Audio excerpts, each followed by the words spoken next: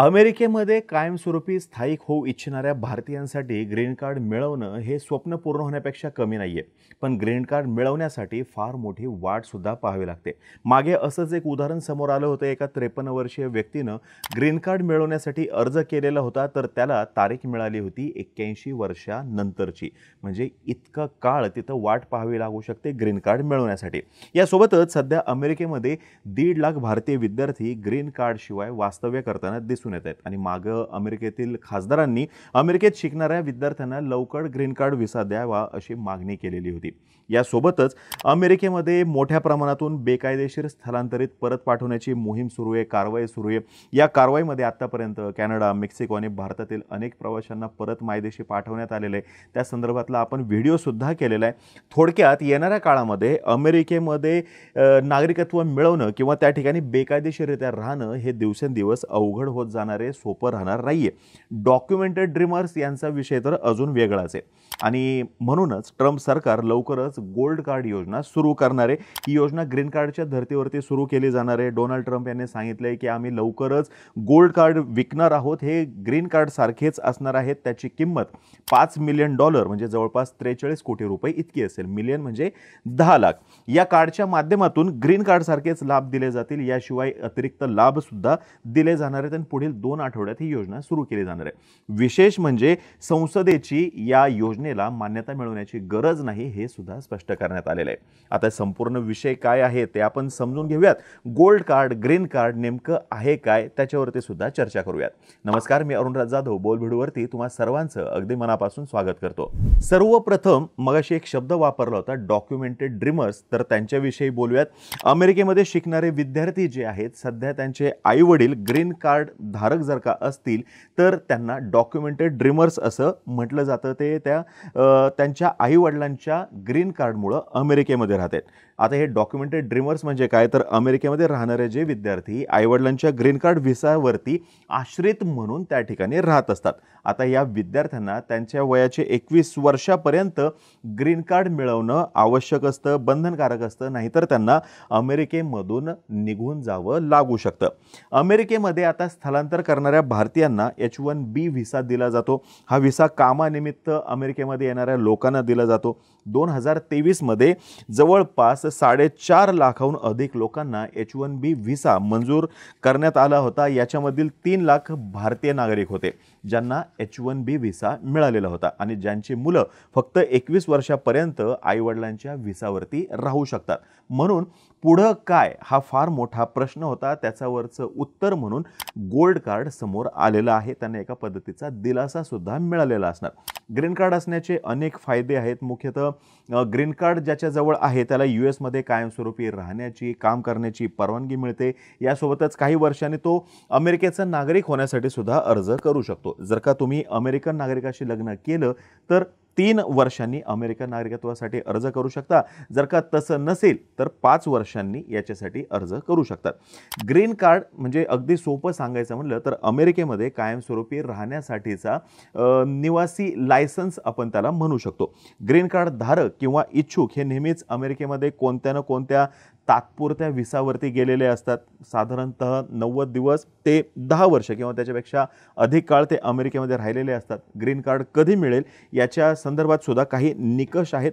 सध्या जर का आपण बघितलं तर लाखो इच्छुक हे ग्रीन कार्ड मिळवण्यासाठी प्रतीक्षेमध्ये आहेत. नोकरीच्या निमित्ताने गेलेले असतील, विद्यार्थी म्हणून गेलेले असतील किंवा नोकरीनिमित्त तिथं गेलेले आहेत आणि नंतर नोकरी लागलेले आहेत. असे विविध प्रकार या ठिकाणी आपल्याला दिसून येतात.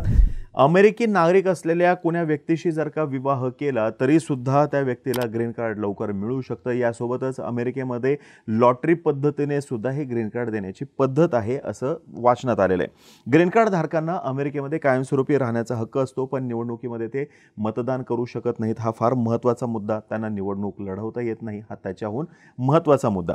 ग्रीन कार्ड धारकाने जर का गंभीर गुन्हा केला तर त्याला त्याच्या मूळ देशामध्ये परत पाठवलं जातं. जे अमेरिकेचे नागरिक आहेत त्यांच्यासाठी तशी अट नाही.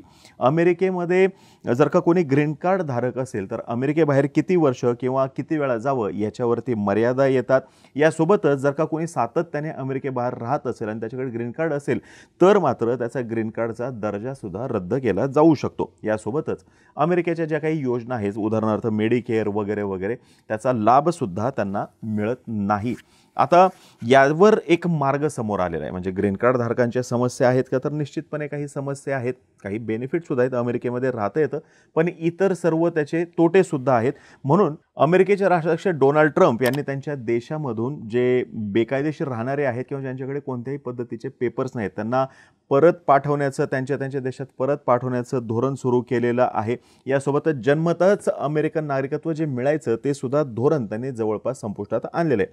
आता अमेरिकन नागरिकत्व जर का मिळवायचं असेल तर श्रीमंत जे व्यक्ती आहे, ज्यांच्याजवळ पैसा आहे, त्यांच्यासाठी मात्र त्यांनी एक मार्ग खुला केलेला आहे.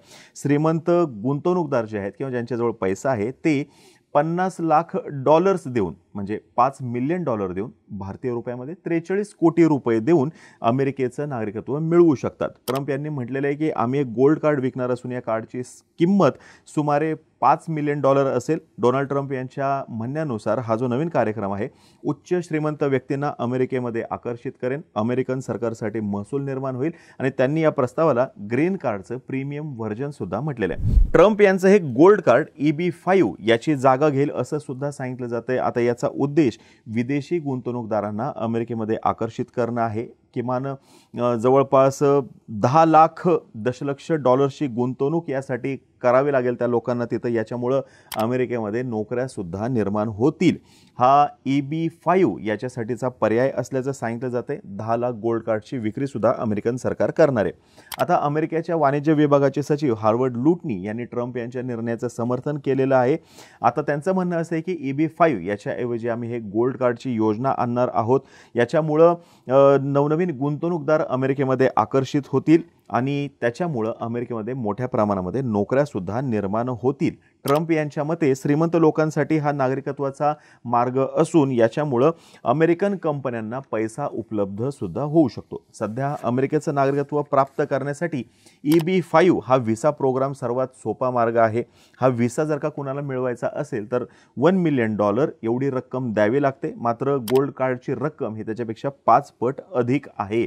या कार्डची घोषणा करताना ट्रम्प यांनी असं म्हटलेलं आहे की या व्हिसा कार्डच्या माध्यमातून अमेरिकेचं नागरिकत्व प्राप्त करण्याचा मार्ग उपलब्ध होईल. हे कार्ड खरेदी करून लोक अमेरिकेमध्ये येतील, ते लोक जास्त कर भरतील आणि याच्याद्वारे राष्ट्रीय कर्ज फेडण्यास मदत होईल. तसेच ही योजना यशस्वी होईल असा विश्वास सुद्धा त्यांनी व्यक्त केलेला आहे. थोडक्यात काय, जास्तीत जास्त पैसे लोकांकडून घ्यायचे, त्यांना अमेरिकन नागरिकत्व द्यायचं आणि त्याच्यातून त्यांच्या सरकारवरती जे कर्ज आहे, अमेरिकेवरती जे कर्ज आहे ते कर्ज फेडायचं असा एकूण त्यांचा प्लॅन दिसतोय.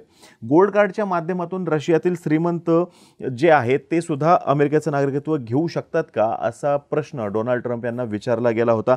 तर त्याच्यावरती त्यांनी असं म्हटलं आहे की शक्यता आहे, मी रशियामधील अब्जा देशांना ओळखतो, ते खूप चांगले आहेत, ते सुद्धा गोल्ड कार्ड मिळवू शकतात. याच्यातून ते अधिक श्रीमंत आणि यशस्वी होतील. त्यासाठी त्यांना खूप पैसा खर्च करावा लागेल आणि खूप करही भरावा लागेल, हे त्यांनी स्पष्ट केलेले आहे. आता ट्रम्प यांच्या या गोल्ड कार्ड संदर्भातल्या निर्णयाचा नेमका काय परिणाम होईल हे येणाऱ्या काळामध्ये समजेलच. किती लोक त्याच्यासाठी इच्छुक असतील हे सुद्धा आपल्याला समजेलच. पण गोल्ड कार्ड मिळवण्यासाठी गुंतवणूक किती प्रमाणामध्ये वाढेल हे सगळ्यात जास्त समजून घेणं इंटरेस्टिंग असणार आहे. पण त्याच्यासाठी आपल्याला अजून 2 आठवडे वाट पाहावी लागेल. आता ही माहिती जर का तुम्हाला आवडली असेल खाली कमेंट बॉक्समध्ये नक्की सांगा. तोपर्यंत आम्हा सर्वांची व्हिडिओ जास्तीत जास्त लोकांपर्यंत पोहोचवा आणि चॅनलला सबस्क्राईब करायला विसरू नका. धन्यवाद.